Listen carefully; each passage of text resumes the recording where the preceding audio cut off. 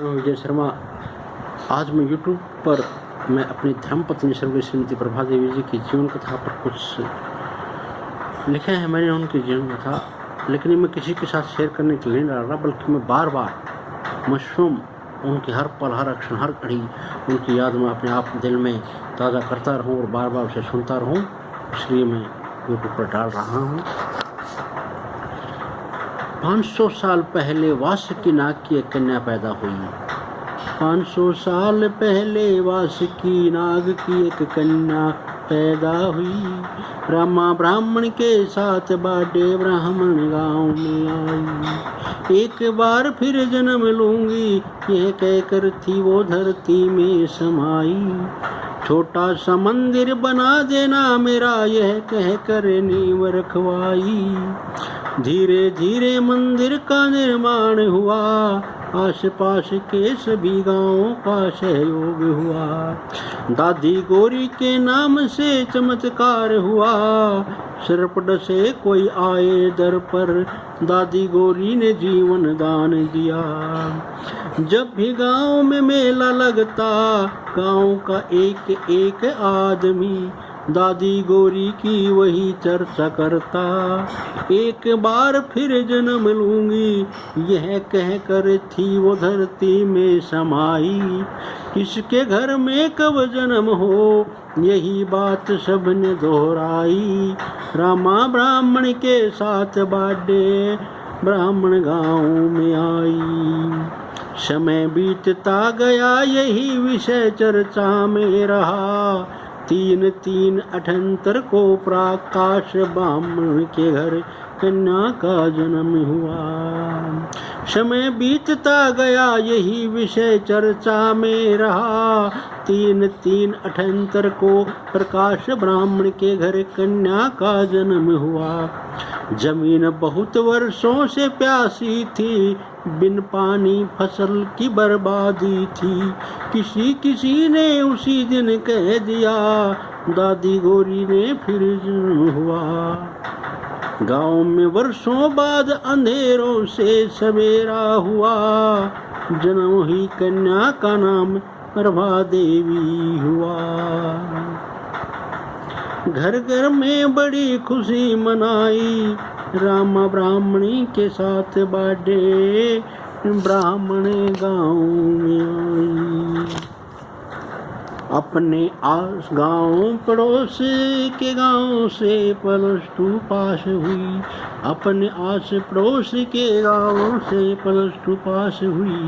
18/6/98 को बास में विजय ब्राह्मण से शादी हुई।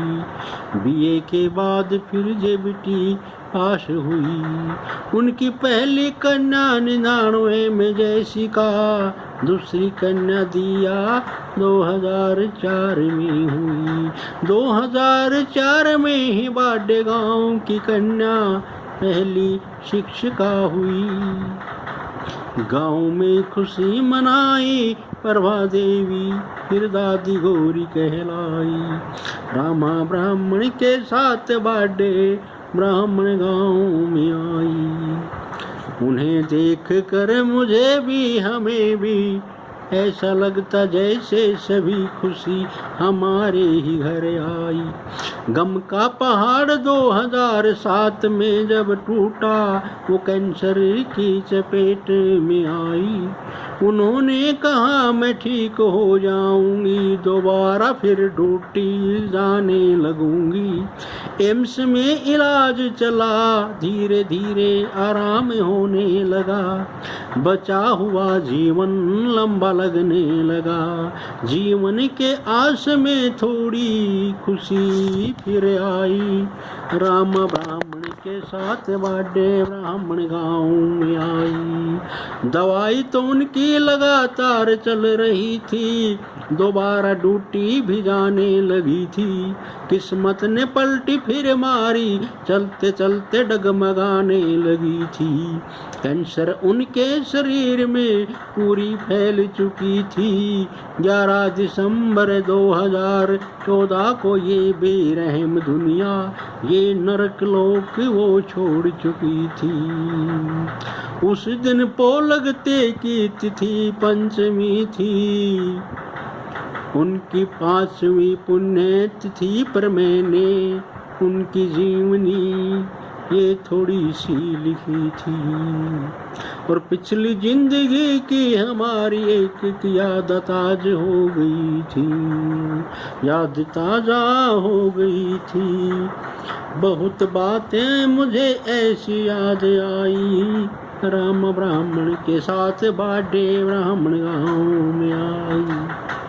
आज मैं उनको याद करते हुए लिखता हूँ, आंखों से आंसू गिरने को कहते मैं उन्हें रोक लेता हूँ, क्योंकि देवी रूप था उनका थोड़ा बयान करता हूँ। जब वो गाँव की गली से गुजरती थी शर्मिली बहुत, कभी चेहरे से पर्दा नहीं हटाती थी, न कभी कंधे पर बैग रखा, तनख्वाह भी खुद नहीं लाती थी। जरूरत पड़ती 100 रुपए की वो अपने पति विजय से मांगती थी, क्योंकि उसे ही वो भगवान समझती थी। कक्षा में जितने बच्चे सबका ख्याल रखती थी, कभी कॉपी पेंसिल, कभी कभी तो चप्पल जूते भी उन्हें दिलाती थी। घर में आए कोई गरीब सबको भोजन कराती थी। मंदिर शिवालय गौशाला कन्या या हो अपनी ननद जेठ जेठानी सास ससुर सबको दान पुण्य करती थी। उनके अच्छाइयों के हम कायल बहुत थे, हम उन्हें प्यार भी बहुत करते थे। घर गांव में होते तो 1 घंटे भी दूर नहीं रहते थे। स्कूल से आना उनको 2:30 बजे था, पर हम गेट 2 बजे ही अपने घर का खोल देते थे। प्यार की कदर तो मैं आज भी बहुत करता हूँ, मैं जिंदा भी इसीलिए हूँ, क्योंकि उन्हें याद और प्यार बहुत करता हूँ। आँखों से आंसू गिर न जाए बस अब खत्म करता हूँ, उनकी आत्मा की शांति के लिए प्रार्थना करता हूँ।